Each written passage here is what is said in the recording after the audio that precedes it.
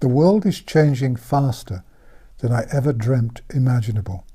And every day the changes and the discoveries and the threats are of huge proportions.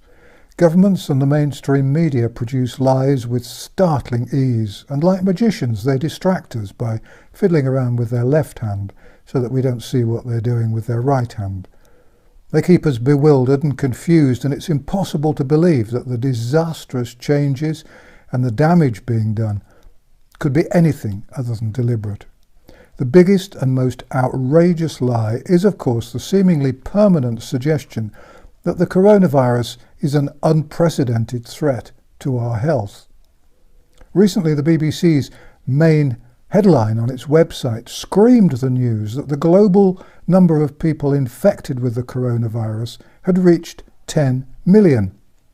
This, we were presumably supposed to believe, meant that the coronavirus was definitely a major threat to our health, our world, our future, our everything. But what I didn't see on the BBC, and indeed in the mainstream media in general, is the fact that according to the World Health Organization, the number of people who caught the flu last year was 1 billion. Billion with a B. And 1 billion is exactly 100 times as much as 10 million. The significance of this, of course, is that the death rate from COVID-19, the disease caused by the coronavirus, which has destroyed the world as we used to know it, is pretty much the same as the death rate from the flu. Remember, back in March of this year, Dr. Anthony Fauci, lead member of Donald Trump's White House coronavirus team, wrote, open quotes, "The overall clinical consequences of COVID-19 may ultimately be more akin to those of a severe seasonal influenza." Numerous other doctors have confirmed that the death rate with both diseases is much the same, 0.1%. And of course, the statistics show that the vast majority of the people who die of both diseases are over 80 years old and have a number of serious underlying diseases. So it's absolutely clear to anyone capable of rational thinking that the current coronavirus outbreak is approximately 1/100th as serious as last year's flu outbreak, though the coronavirus total number of deaths are widely believed to have been manipulated. Why didn't governments close down hospitals and the economy last year when the risk to us all was 100 times bigger than it is this year? The answer, of course, is that it's convenient to do so this year. It fits the plan. Apart from that, we must conclude yet again that there's dirty work afoot. What's happening is very, very sinister. I know I've said this before, but I think it's wise occasionally to remind ourselves that everything that comes out of an official spokesman's mouth is part of a massive deception. And just about everything published in the mass media is a lie. Distrust the government, avoid mass media, fight the lies. Some of the lies being told are now becoming a little grey and wrinkled. For example, those who don't believe in the lockdowns are accused of putting the economy before lives. This is a pathetic lie, but it's repeated still and endlessly by the half-witted and by those who haven't got any wits at all. The fact is, of course, that the lockdowns will result in vastly more deaths than the coronavirus. As soon as hospitals were shut down so that they could cope with the alleged flood of people allegedly dying from the coronavirus, it was obvious that the number of deaths caused by the government's treatment was going to be vastly greater than the number dying from COVID-19. And so it has proved. Millions are now going to die because of the way governments have reacted to a minor threat. Moreover, as I warned months ago, the lockdowns have massively reduced our immunity to all other diseases. We were told the other day that 500,000 people were breaking social distancing rules by crowding together on the beaches. Matt Hancock, the UK's health minister and perpetual nanny, threatened to close the beaches, and some police officers were reported to be threatening arrests. All this is very confusing because no one seems to note whether social distancing rules are rules, requirements, suggestions, advice, or laws. And does Hancock have the power to close all the beaches all around the country? Are there enough policemen? Is he going to arrest the next 500,000 people who totter onto the beaches on a warm day? Anyway, it's all a load of nonsense, because the photos which showed people crammed together on the beaches seemed, in part at least to me, to have been taken using telephoto lenses, which make people look much closer together than they really are. If you look at the overhead photographs, it seems to me that social distancing rules were being well observed, and even if they weren't, who the hell cares? People were topping up their vitamin D levels after months of unhealthy lockdowns. Bournemouth apparently decided that it was a state of emergency because people were flooding to the beaches. I always thought that was what seaside towns rather liked, and I don't remember anyone talking about emergency powers being needed when demonstrators caused mayhem in London and started tearing down statues and damaging public property elsewhere. Mind you, it was in Bournemouth that they wanted to take down a statue of Lord Robert Baden-Powell, the inventor of the Boy Scouts, and a man who, in my view, probably did more for the world than any current citizen of Bournemouth, and whose only possible sin was wearing silly-looking shorts. Critics of Baden-Powell claimed that he was a Nazi sympathiser and had based the Boy Scouts on Hitler Youth. The snag is that Baden-Powell founded the Boy Scouts in 1907 when Hitler was a boy, and adopted the swastika on an early scouting badge 9 years before the Nazis used it. Critics don't worry much about history these days. Some of the papers showed pictures of lots of rubbish left on the beaches. That looked pretty posed to me. I wouldn't put it past our leaders to have arranged to have a pile of rubbish tipped on a small stretch of beach just to make us all feel ashamed of ourselves for daring to go out and have a bit of fun.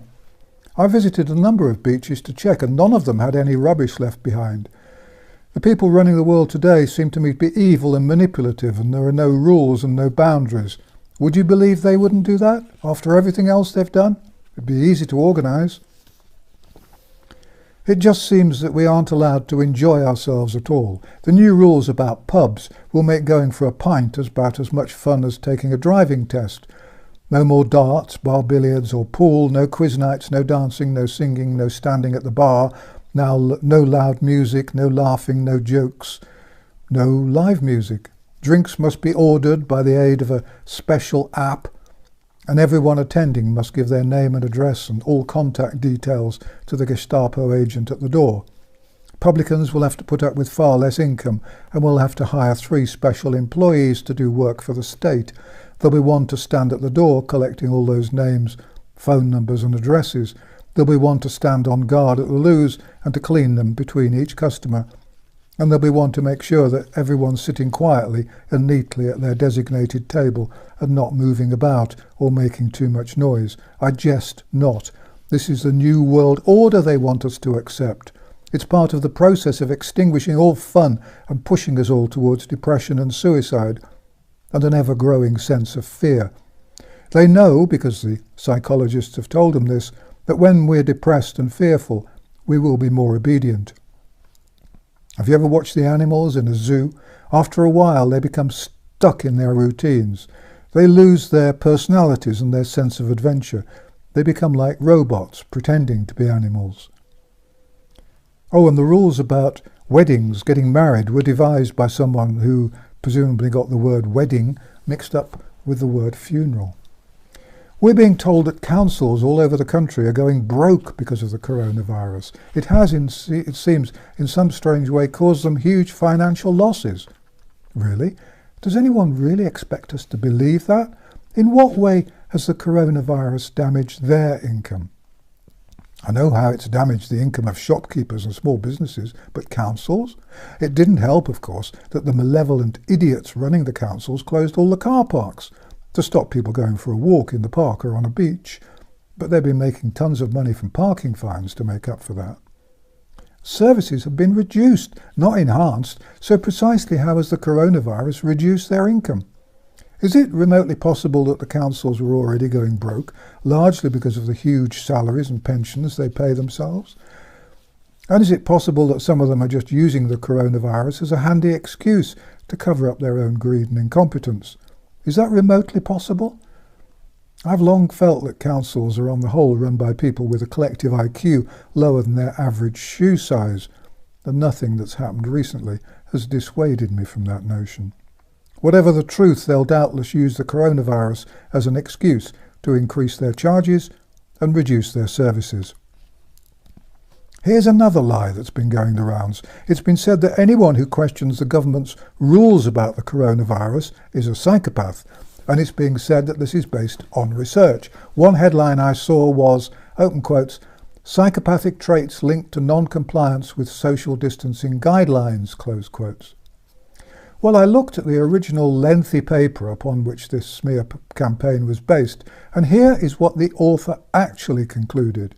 Open quotes, "The results do not," and these two words "do not" were underlined in his paper, "mean that it is mostly irresponsible and inconsiderate people who spread viruses.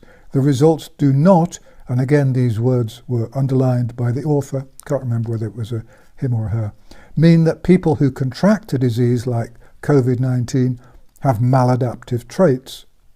So that was more fake news. Everywhere we look there are lies, and the lies are all coming from governments and their agents. Why would they want to lie so much to terrify people unnecessarily, unless they were planning to take over society, oppress us, and remove the last vestiges of our freedom? There are bad things happening here. All of them have been planned for a long time, and those of us who can see what is happening must unravel the lies and identify the people behind them. And it isn't just Bill Gates, though if I was making a list, he'd be pretty high on my list.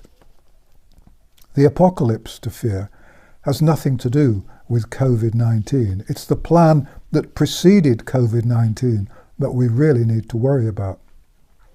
Was the coronavirus deliberately engineered and released to trigger all this?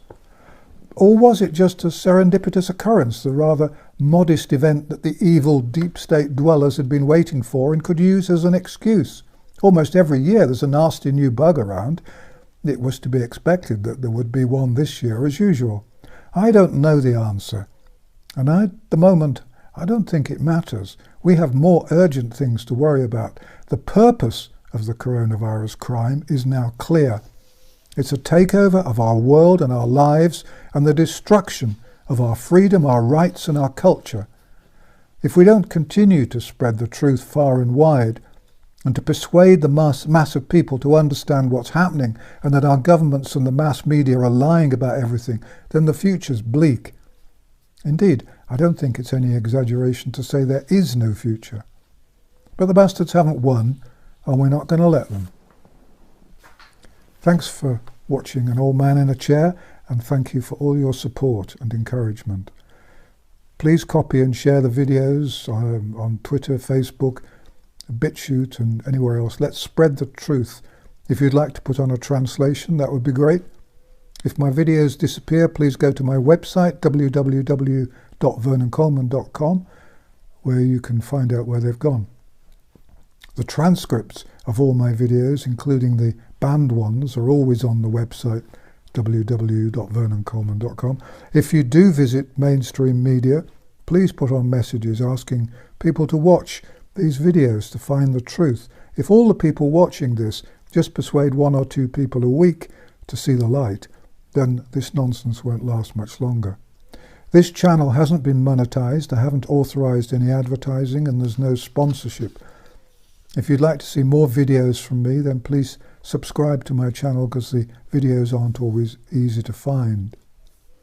Although it may feel like it at times, please remember you're not on your own.